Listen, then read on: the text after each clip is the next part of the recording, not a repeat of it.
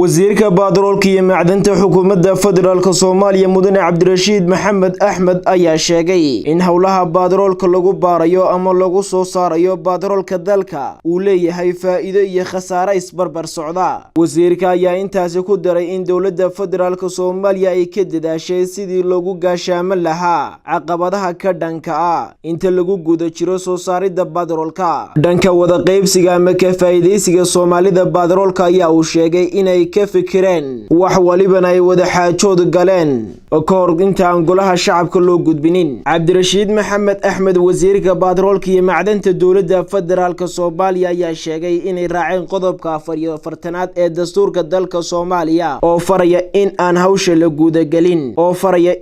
gudagelin hawsha inta wada xaajood lagu dhamaynayo wax waliba oo ashkata dalalka dariska la dawladda federaalka Soomaaliya ayaa uu sheegay inay ka faa'iideysteen soo saarista khayraadka shidaalka si ay uga faa'iideystaan bulshada ku nool dalalkaasi. oo Soomaaliya waxa uu tilmaamay in baaris dhowr jeer lagu sameeyay laguna ogaaday inta uu gaarsiisan yahay batroolka Soomaaliya.